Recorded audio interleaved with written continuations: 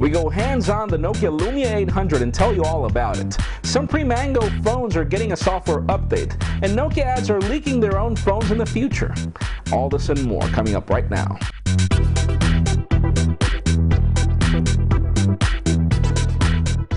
Hello everyone, I'm Jaime Rivera with PocketNow.com and welcome to Windows Phone View, the show we wrap up all this week's good and bad inside the world of Microsoft's Windows Phone platform. Let's start this week off with what's good.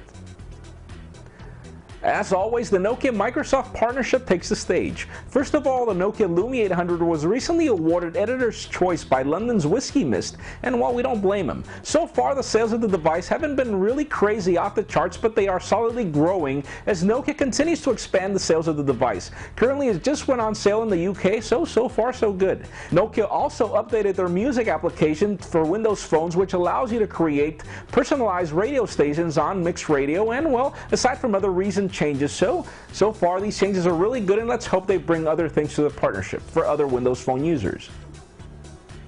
Speaking of great devices, let's go through our week's coverage. First of all, make sure you catch Adam Lane's recent unboxing and other videos of the much expected Nokia Lumia 800. So far, the device has exceeded all of our expectations, even though we already reviewed its older fraternal twin, the Nokia N9, and well, they're most probably the same devices, but there are a lot of differences with Windows Phone and the implementation. Also, you make sure you catch our full review of the Samsung Focus S. We have a link in the description for it, and we show you why the device scored 4 stars out of 5. So far, our impressions are really good, but read the full review and tell us about it. 13 months after the original launch of Windows Phone 7, and the marketplace has now reached the milestone at 40,000 applications in the marketplace. This obviously doesn't match the current numbers that we can see probably in the Android market, but remember, the Windows Phone applications actually look consistent and pretty good if you compare it to the low curation that we can find in the Android market. Now, remember that the Nokia-Microsoft partnership has also promised free Lumia phones for developers, so this definitely has just gotten started.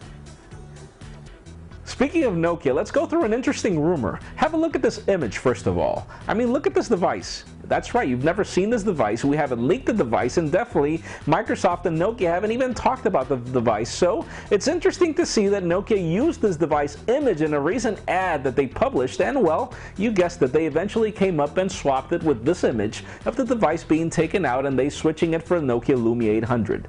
What can we tell about the device? Well, it seems to be having a really interesting design in blue, though we can't really expect much from an image, just to know the fact that Nokia is working on more designs. The device looked really cool, so let's see what they come up with next year. And before we get to the bad section, let's go through some phones that recently got a software update.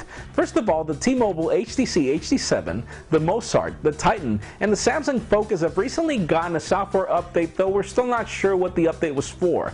We're mostly assuming that some of these were ironing some bug fixes, but first of all, the T-Mobile HD7 and other phones have actually even gotten internet sharing to be supported on their devices. Now, obviously not everything is good here because we're going through the bad section, so let's talk about the rest.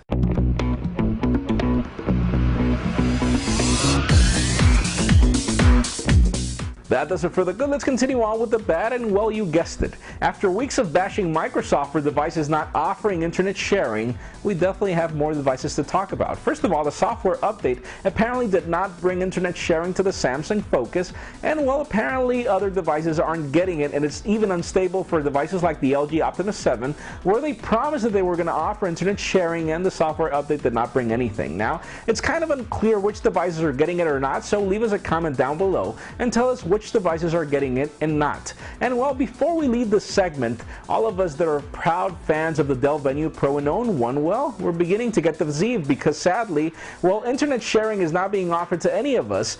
Dell is actually even pushing these devices to substitute Blackberries for their current executives in the company, and well, we still haven't gotten any software updates. Some of us are even having problems with the digital compass, and well, you'd wonder what Dell's actually doing with their phones. And well, truth is, don't send Dell to an HTC job. Anyways, that's it for today's show. Thank you very much for watching. I'm Jaime Rivera. Remember to give us a thumbs up if you like what you saw. That's it for now.